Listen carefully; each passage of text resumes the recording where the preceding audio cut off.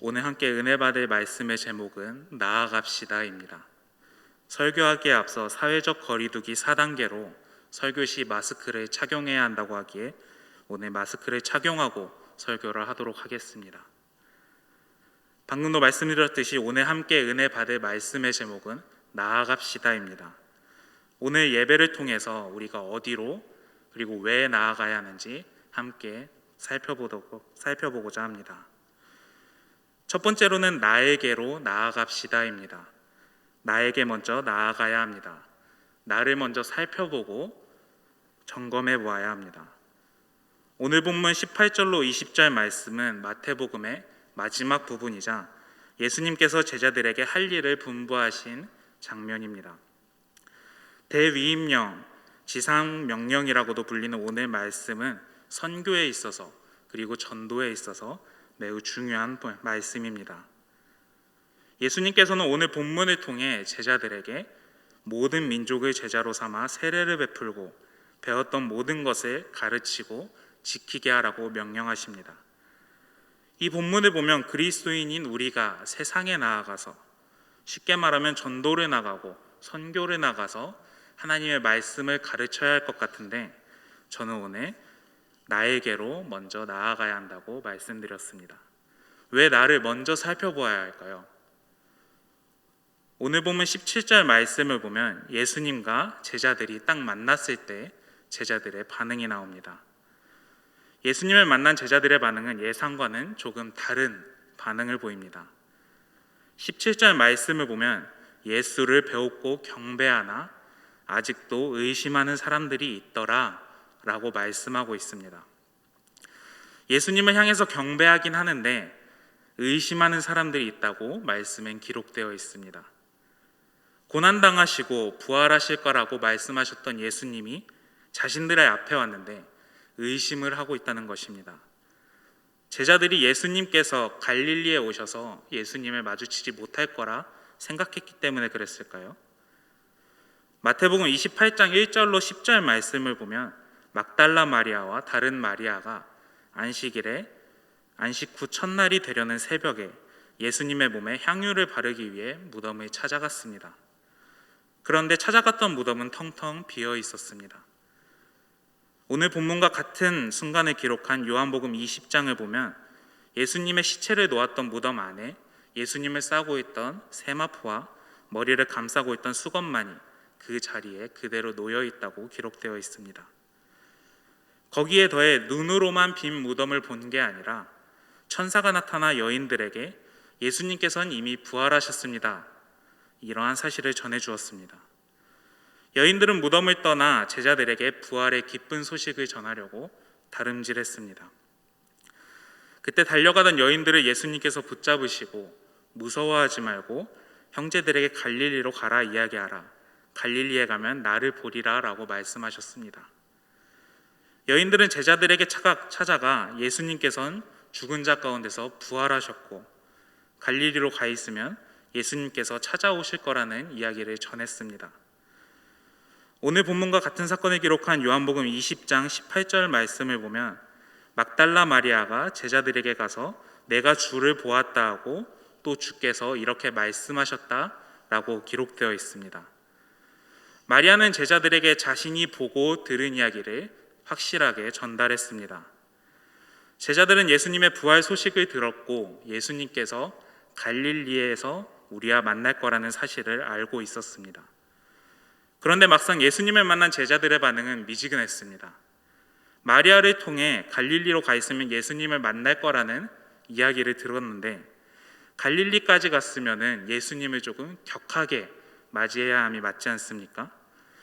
부활하겠다 약속하신 예수님께서 부활하셔서 찾아오셨는데 자리도 내어드리고 반갑다고 인사도 하고 악수도 하고 그래야 할 것 같은데 제자들은 전혀 다른 반응을 보였습니다. 누가복음 24장 38절로 40절 말씀을 보면 제자들의 반응이 오늘 본문보다 조금 더 자세하게 나와 있습니다. 제가 읽어드리겠습니다. 그들이 놀라고 무서워하여 그 보는 것을 영으로 생각하는지라 예수께서 이르시되 어찌하여 두려워하며 어찌하여 마음에 의심이 일어나느냐 내 손과 발을 보고 나인 줄 알라. 또 나를 만져보라. 영은 살과 뼈가 없으되 너희 보는 바와 같이 나는 있느니라. 아멘. 제자들이 하고 있는 의심은 우리 눈앞에 나타난 이 사람이 예수님인가 아닌가, 혹은 다른 사람이 아닌가, 이렇게 의심하는 것이 아닙니다. 자신들의 눈에 보이고 있는 것이 사람의 몸에서 벗어난 어떠한 영혼이라 생각하고 무서워하는 것입니다. 예수님은 이렇게 무서워하고 의심하고 있는 제자들에게 무서워하지 말고 두려워하지 말고 내 손과 내 발을 만져보라, 이렇게 말씀하고 있습니다. 제자들은 예수님께서 십자가에 달리시기 전부터 예수님께 직접 고난과 부활에 대한 말씀을 들어왔습니다. 마태복음, 마가복음, 누가복음에 각각 3번씩 예수님의 고난과 부활에 대해서 제자들에게 말씀하셨습니다. 그런데 제자들은 예수님께 직접 말씀을 들었을 때 어떤 반응을 보였을까요? 누가복음 9장 45절 말씀과 18장 34절 말씀을 보겠습니다. 먼저 누가복음 9장 45절 말씀을 보면 그들이 이 말씀을 알지 못하니 라고 기록되어 있습니다. 그리고 누가복음 18장 34절 말씀을 보면 제자들이 이것을 하나도 깨닫지 못하였더니 라고 기록되어 있습니다. 제자들은 예수님의 죽음과 부활이 하나님의 계획이라는 사실을 인지하지 못한 것입니다. 예수님께서는 이 말씀을 하시기 전에 귀담아 들을 것을 당부하였으나 제자들은 듣고도 깨닫지 못하였습니다. 자신들의 생각에 예수님의 고난과 부활은 이해할 수 없는 일이었기에 마태복음 17장 23절 말씀을 보면 제자들은 예수님의 고난과 부활의 말씀을 듣고 근심했다고 기록되어 있습니다. 제자들의 반응을 보면 우리는 먼저 나를 살펴보아야 하는 이유를 발견할 수 있습니다. 나를 먼저 살펴보고 하나님과의 관계를 점검해서 중요한 타이밍에 하나님의 말씀을 믿지 못하는 순간이 오지 않도록 항상 스스로를 살펴야 합니다. 우리는 하나님과의 관계를 맺고 그 관계를 유지해 나아갑니다. 하나님과의 관계를 통해 올바른 신앙 안에서의 관계를 깨닫고 더 나아가 그 관계를 토대로 나와 너, 우리의 공동체를 만들어갑니다. 주변 사람들과 관계를 잘 맺는 학생들을 보면은 가정교육 잘 받았네, 너네 부모님 뭐 하시는 분이니? 이렇게 이야기하는 분들이 있습니다. 반대의 경우도 마찬가지입니다. 아이가 사고를 치거나 문제를 일으키면 니네 부모님 누구야? 어떻게 자식 교육을 했길래? 이런 말들을 종종 합니다. 이런 말들을 하는 이유가 무엇입니까? 아직 어린아이들은 사회 경험이 없기에 부모로부터 타인과 관계를 맺어가는 방법을 배우기 때문입니다. 하나님과의 관계에 있어서 우리는 어린아이와 같은 존재입니다. 죄로 인하여서 무지하고 무능했던 죄인의 모습에서 하나님의 전적인 은혜로 말미암아 구원함을 입고 새 생명으로 다시금 태어난 그런 어린아이와 같은 존재고 영적으로 점점 성장해 성숙한 그리스도인의 모습이 되어가는 것입니다. 그렇게 영접하고 죄를 고백하고 회개하고 구원함을 입은 우리들은 하나님과의 관계를 올바르게 맺고 그 관계를 꾸준히 유지하고 그 관계를 발전시켜 나가는 그러한 신앙을 가지고 있어야 합니다. 제자들은 처음 하나님과의 관계에 첫 만남의 뜨거움이 있었습니다. 스스로의 죄를 고백하며 하나님과의 관계가 단단했습니다. 그러나 중요한 타이밍에 하나님의 말씀을 믿지 못하고 이해하지 못한 순간들이 있었습니다. 제자인 베드로와 안드레, 야고보와 요한이 처음 예수님께 부름받았을 때를 한번 살펴보면 처음 예수님께서 어부였던 4사람을 찾아가셨습니다. 당시 제자들은 어부로 종사했으나 아무것도 잡지 못했던 상황이었습니다. 예수님께서는 베드로에게 깊은 데로 가서 물고기를 잡으라고 말씀하십니다. 베드로는 선생님, 우리들이 이 밤을 지새도록 물고기를 못 잡았으나 그물을 내려보겠습니다 라고 대답했습니다. 이에 깊은 데로 가서 그물을 내렸더니 그물이 찢어질 만큼 물고기를 잡았습니다.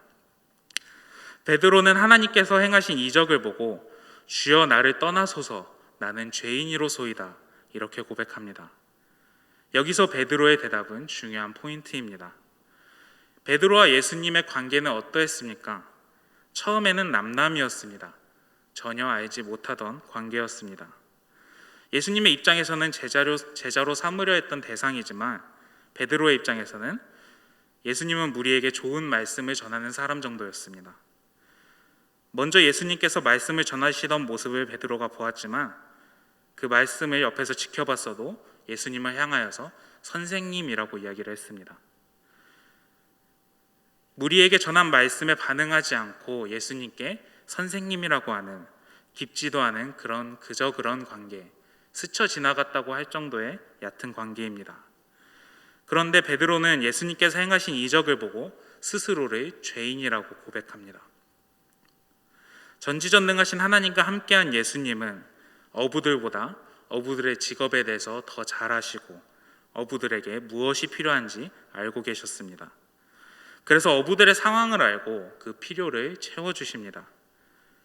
베드로는 전지전능하신 능력으로 우리의 필요를 채워주시고 이적을 행하신 예수님을 통해 하나님의 전지전능함을 체험했고 넘치는 은혜를 받았습니다. 그래서 베드로는 은혜를 받기에 너무나도 작고 초라한 것을 깨달았습니다. 그래서 스스로를 죄인이라 고백하고 예수님을 주여라고 고백한 것입니다. 우리도 베드로의 고백과 같은 삶의 터닝 포인트들이 있었을 것입니다. 우리의 삶 가운데 처음으로 전지전능하신 하나님의 능력과 그 은혜를 체험하고 죄인임을 고백하고 우리의 입술로 구원함에 감사하는 그런 순간들이 있었을 것입니다. 그런데 생각해 보아야 될 것은 이러한 믿음의 고백을 하고 공생애의 시간에 함께했던 제자들이, 그 시간 동안 이적을 체험했던 제자들이 예수님께서 부활하시고 찾아오시겠다 약속하셨던 그 말씀이 이루어졌던 그 순간을 의심했던 것입니다. 예수님께서는 의심을 받으셨지만 제자들에게 의심을 거두고 믿음을 굳건히 하라고 말씀하셨습니다. 누가복음 24장의 말씀들과 사도행전 말씀을 함께 보시겠습니다. 먼저 누가복음 24장 45절 말씀을 보면 예수님께서 이렇게 말씀하셨습니다. 이에 그들의 마음을 열어 성경을 깨닫게 하시고, 이어서 누가복음 24장 49절 말씀을 보면 내가 내 아버지께서 약속하신 것을 너희에게 보내리니 너희는 위로부터 능력으로 입혀질 때까지 이 성에 머물라고 말씀하셨습니다.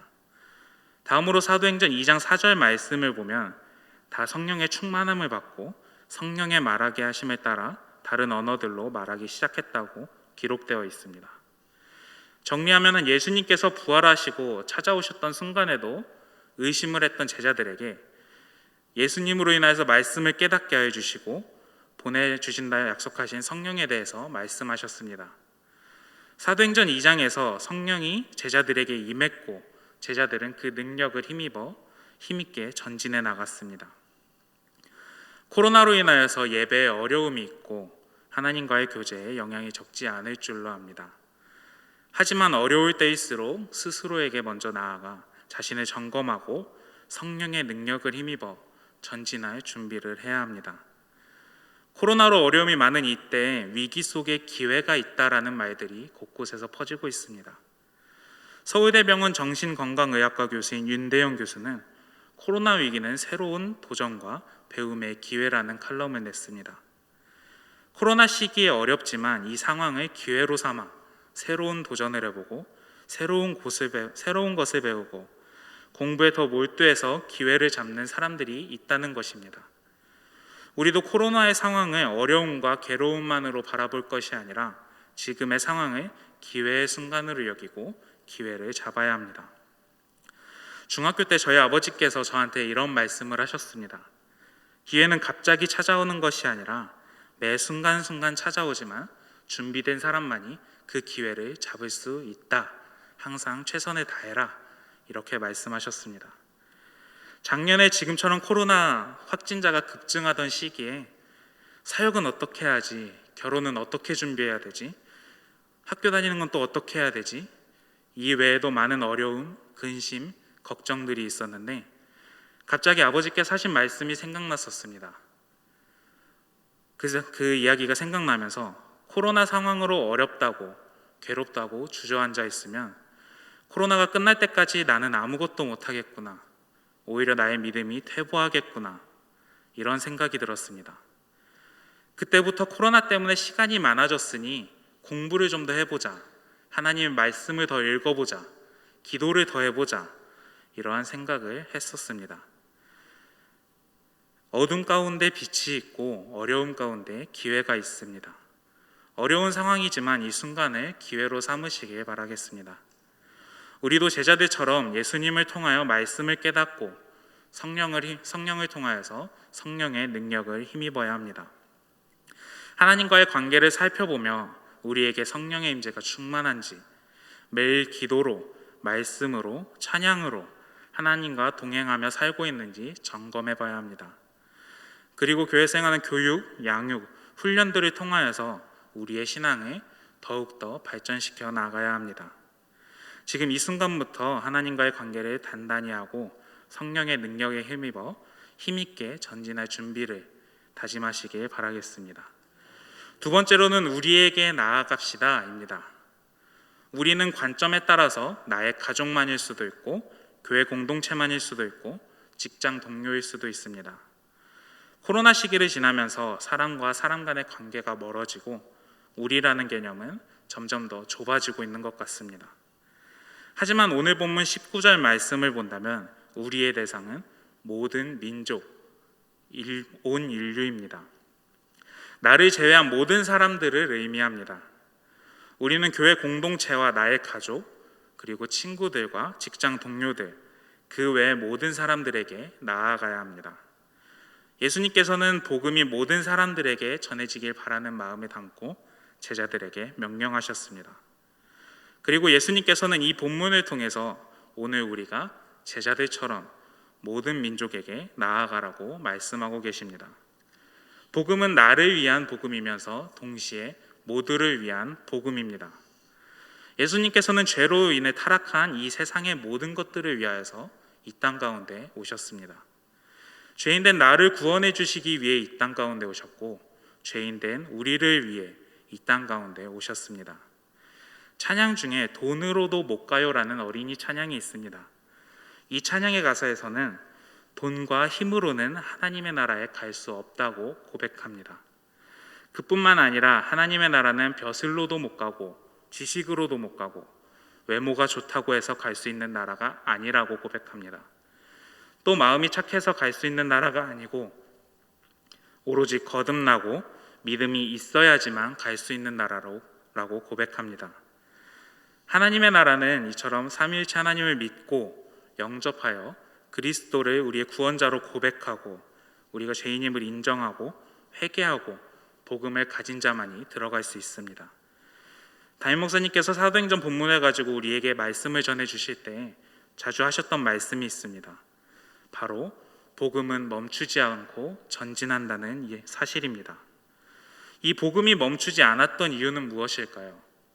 하나님께서는 이 복음이 멈추기를 바라지 않으셨기 때문입니다.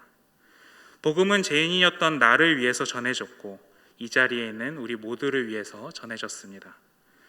또한 더 나아가 교회 밖의 사람들, 열방의 모든 민족들에게 전해져야 하기 때문입니다. 하나님은 모든 사람들이 복음을 품고 하나님과 교제하시기를 소망하고 계십니다. 그렇기에 우리는 하나님과의 관계를 올바르게 세웠다면 교회 안과 밖의 모든 사람들에게 나아가며 관계들을 올바르게 맺으며 복음을 전해야 합니다. 미국의 신학을 가르치는 몇몇 학교에서는 졸업식이라는 말을 할 때 커맨스먼트라는 단어를 사용한다고 합니다. 앞에 보이시는 단어는 시작, 개시라는 본래 의미를 가지고 있습니다. 그런데 졸업식들에서 이 단어를 사용하길래 왜 사용하는가 살펴보았더니 그들에게 졸업식은 학교에서 그동안 배우느라 고생했다, 이제 너희들은 끝이야, 이런 의미로 축하하는 순간이 아니라 학교에서 잘 배우고 드디어 세상을 향해 나아가는 첫 순간이기 때문에 이 단어를 사용한다고 합니다. 오늘 본문에서는 예수님께서 제자들에게 모든 민족으로 나아가 아버지와 아들과 성령의 이름으로 세례를 베풀고 분부한 모든 것을 가르쳐 지키라고 위임 명령을 하셨습니다. 같은 사건을 기록한 나머지 복음서들을 살펴보면 마가복음 16장에서는 온 천하에 다니며 만민에게 복음을 전하라고 말씀하셨습니다. 누가복음 24장에서는 부활 사건과 죄사함을 받게 하는 회개가 모든 민족에게 전파될 것이니 너희는 이 모든 일의 증인이라고 말씀하셨고 성령을 받을 때까지 기다리라고 말씀하셨습니다. 요한복음 20장에서는 하나님께서 나를 보낸 것 같이 나도 너희들을 보내노라. 그러니 성령을 받으라. 이렇게 말씀하셨습니다. 요한복음에서는 이 말씀으로 권이 끝나지 않고 제자들을 한 번 더 찾아간 이야기가 나옵니다.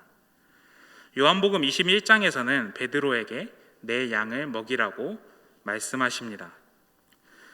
각 권마다 마지막에 있는 메시지들을 하나로 정리하면 예수님께서 십자가 사건을 통하여서 하나님의 계획을 다 이루셨다는 그 복음의 말씀을 성령의 능력을 힘입어 모든 민족에게 전해 영의 양식을 먹이라는 메시지입니다.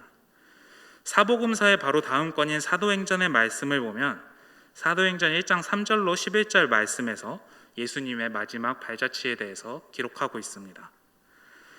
예수님께서는 부활하시고 마지막 사역으로 사람들을 찾아가 하나님 나라의 일을 전했다고 기록되어 있습니다. 그 중에 성령이 너희에게 임하시면 너희가 권능을 받고 예루살렘과 온 유대와 사마리아와 땅끝까지 이르러 내 증인이 되리라라고 말씀하셨습니다. 사도행전 1장 22절을 이어서 보면 제자들이 유다의 빈자리를 채우려고 사도를 뽑을 때 그 기준이 무엇이었냐 하면은 예수님의 부활을 증언할 사람이었습니다. 방금 말씀드린 사도행전 말씀들을 연결해 보면 예수님의 증인이 되라는 것은 예수님의 부활 사건을 증언하는 사람이 되는 것입니다. 사도행전에서 증인이 되라는 명령을 사복음서의 메시지들과 정리해 보면 성령의 권능을 힘입어 예수님께서 부활하셨다는 사실을 전하는 증인의 삶을 살아가라는 명령을 하신 것입니다. 사도행전의 말씀과 사복음서의 말씀들은 연결되어 제자들의 사역은 이제 본격적으로 시작이라는 사실을 알려줍니다. 보내주신다 약속했던 성령을 통하여서 권능을 힘입고 하나님과의 관계를 바르게 세우고 믿음을 굳건히 했다면 너희들의 사명은 이제 끝이야. 그리스도인으로 바르게 성장했구나. 이렇게 끝나는 것이 아니라 나와 공생의 기간 동안에 함께하면서 배웠고 삼위일체 하나님과의 관계를 바르게 세우고 말씀을 깨닫고 믿음을 굳건히 하고 성령을 힘입었다면 이제 세상에 나아가 하나님의 사역을 시작해라. 이렇게 명령하신 것입니다. 그렇다면 예수님의 명령을 따라 하나님과의 관계를 바르게 세우고 그 관계를 유지하는 우리들이 세상에 나아갈 때 어떤 자세로 나아가야 할까요? 스트라디바리우스 바이올린이라는 바이올린이 있습니다. 그 바이올린은 현재 그 값을 정할 수 없을 정도로 큰 가치를 가지고 있다고 합니다. 현재 전 세계에 500개 정도 남아있다고 합니다. 이 바이올린이 왜 이렇게 가치가 높나 살펴봤더니 바이올린장인 안토니오 스트라디바리는 자신의 정교한 바이올린 중 그 어떤 것도 도면에 남기지 않았다고 합니다. 그는 자신의 손과 손가락으로 바이올린 만드는 방법을 알았지만 그에 대한 기록들을 전혀 남기지 않은 것입니다. 그렇기에 바이올린의 소리가 굉장히 예쁘고 성능이 뛰어난데 제작 방법도 안 남아있고 희귀성까지 있으니 그 가치는 값을 매길 수 없을 정도라고 합니다. 하지만 스트라디바리는 글로 제작 방법을 남기진 않았지만 제자들을 훈련하여서 도제식 훈련이라는 것을 통해서 자신의 지식을 전수했습니다. 도제식 훈련은 단순히 스승의 기술을 이해하는 것으로 끝나는 것이 아니라 스승의 곁에서 실습하며 모든 기술과 솜씨들을 모방하고 배우는 그러한 훈련 과정입니다. 스트라디바리는 자신이 나무를 느끼듯이 제자들이 손끝으로 나무를 느끼고 치수와 균형을 파악하고 목재의 재질을 느끼며 기술을 습득하도록 한 것입니다. 수제자들이 생각하기에 스승의 기술은 조금 난해하고 이해하기 어렵고 왜 저렇게 하나 효율성의 문제를 따질 수 있지만 도제식 훈련을 통해 제자들은 스승을 주목하고 눈앞에서 그의 작업을 모방하면서 이해하지 못하는 모든 기술들을 포함해서 스승의 모든 기술들을 터득했습니다. 그리스도인이 예수님을 따라가는 길이 이런 것입니다. 고린도전서 11장 1절 말씀을 함께 보도록 하겠습니다. 내가 그리스도를 본받는 자가 된 것 같이 너희는 나를 본받는 자가 되라. 아멘. 예수님의 본을 따르기 위해선 말씀을 단순히 머리로 알고 있는 것이 아니라 우리의 삶의 모든 것을 가지고 예수님의 본을 따라가야 합니다. 삶의 모든 것을 가지고 그리스도의 본을 따라가는 삶을 살고 사람들이 우리의 모습을 보고 그리스도의 본을 따라갈 수 있도록 해야 합니다. 제자들은 예수님의 공생의 기간 동안 함께하면서 도제식 훈련을 받은 것입니다. 예수님과 함께하며 그분의 행동을 보았고 그분의 말씀을 들었고 이적들을 체험했습니다. 비록 예수님이 말씀을 선포하실 때 이해하지 못했던 부분들이 있지만 제자들이 행했던 도제식 훈련은 예수님을 통하여 말씀의 의미를 깨닫기 시작하고 성령의 능력을 힘입고 난 이후로부터 빛을 발했습니다. 제자들은 세상에 나아가 증인으로서의 삶을 살아가고 복음을 전하고 모든 민족의 제자로 삼아 아버지와 아들과 성령의 이름으로 세례를 베푸고 모든 것을 가르쳐 지키게 했습니다. 베드로와 제자들은 예수님께서 자신들을 복음이라는 그물로 낚아 올리신 것처럼 성령의 능력을 의지하여 사람들을 복음이라는 그물로 죄에서 이끌어줬습니다. 하나님과 나의 관계에서 하나님께서는 나로 인하여서 흔들리거나 넘어지시지 않으십니다. 언제 어디서나 그 자리에 굳건히 계시며 우리를 지켜보고 계십니다. 우리가 어느 때 하나님을 바라보든 하나님께서는 그 크신 팔로 우리를 붙들어 주십니다. 예수님께서는 제자들이 의심하고 두려워해도 믿음의 증거를 보여주시며 믿음을 굳건히 하라고 말씀하셨습니다. 더 나아가 증인으로서의 삶을 살아가며 모든 민족에게 복음을 전하기를 소망하셨습니다. 오늘날 우리에게도 같은 요청을 하고 계십니다. 먼저 나를 살펴보며 하나님과의 관계를 점검했을 때 관계가 무너졌다면 그 관계를 회복해야 하고 관계가 단단하다면 하나님과의 더욱 깊은 관계로 나아가야 합니다. 이어 우리를 향해 나아갔을 때 성령님의 권능을 의지하여 어떤 상황 속에서도 견뎌내고 사람들이 나의 모습을 보고 하나님과의 관계를 잘 세워나갈 수 있도록 이끌어줘야 합니다. 그리스도를 본받는다는 것은 이런 모습을 보인다는 것입니다. 예수님이 제자들에게 했던 것처럼 우리도 나의 가족에게, 교구 구역원들에게, 주일학교 학생들에게, 교회 봉사자들에게 혹은 친구들, 선교 대상자들에게 그리스도를 본받는 모습을 보여주는 것입니다. 우리 모두가 각자 하나님과의 관계를 잘 점검하고 그 관계를 잘 유지하고 한 걸음 한 걸음 성장하여서 그리스도를 본받는 모습을 보여줄 수 있다면 우리 영동중앙교회는 하나님의 사역에서 세상의 빛과 소금으로 쓰일 교회가 될 줄로 믿습니다. 성도님들께서는 오늘 하나님과의 관계를 바르게 세우고 그리스도를 본받으시길 소망합니다. 더 나아가 세상의 빛과 소금으로서의 역할을 감당할 영동중앙교회가 되길 주님의 이름으로 간절히 소망합니다.